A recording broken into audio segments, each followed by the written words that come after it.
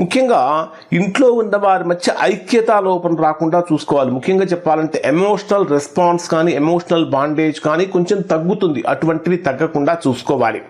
అలానే మానసికమైనటువంటి స్థితి ఏ విధంగా ఉంటుంది అని కనుక మనం పరిశీలించినట్లయితే ధనుర్రాశి వారికి శని వక్రంలో సంచరించేటప్పుడు మానసికంగా కొద్దిగా ఒత్తిడి పెరుగుతుంది, నిరుత్సాహం కూడా పెరుగుతుంది, అలసట కూడా పెరుగుతుంది.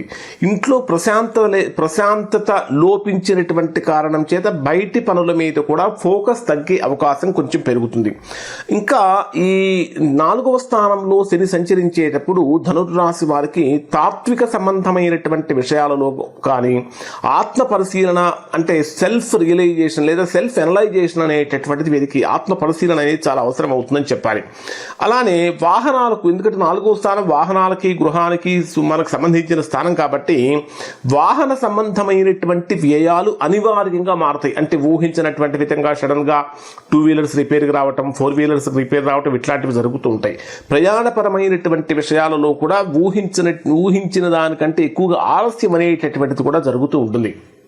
ఇంకా చెప్పాలంటే కొత్త వాహనాలు కొనుగోలు కోసం చేసేటటువంటి ప్రయత్నాలలో కొంచెం ఇబ్బందులు కలుగుతూ ఉంటాయి. సాధ్యమైనంత వరకు ఎవరైతే ధనుర్రాశిలో జన్మించినటువంటి వారు కొత్త వెహికల్ కొనుక్కోవాలి అనుకున్నటువంటి వారికి శని వక్రంలో సంచరించేటప్పుడు ఇది మంచి సమయం కాదు. మీకు పోస్ట్ పోన్ చేసుకోగలిగితే నవంబర్ 28వ తేదీ తర్వాత తీసుకోవడం చాలా మంచిది. ఇక ఉద్యోగ వ్యాపార వ్యవసాయ సంబంధమైనటువంటి విషయాలు ఏ విధంగా ఉంటాయంటే వృత్తి రంగంలో దూర ప్రాంతాల నుంచి అంటే ఉద్యోగాలు అంటే ట్రాన్స్ఫర్స్ రావటం ఇట్లాంటివి జరుగుతూ ఉంటాయి. వర్క్ ఫ్రమ్ హోమ్ చేసేటటువంటి వారికి కొంచెం ఇబ్బందికరమైన సమస్యలు కూడా ఎదురయ్యే అవకాశం ఉంటుంది. ఇంటి వాతావరణం ఎక్కువగా అంటే ఇంటి వాతావరణం ఏ విధంగా మారుతుందంటే రకరకాలైన సమస్యల కారణం చేత ఇంట్లో కాన్సన్ట్రేషన్ లెవెల్స్ అనేటటువంటివి తగ్గుతూ ఉంటాయి వర్క్ ఫ్రమ్ హోమ్ చేసేటటువంటి వారికి.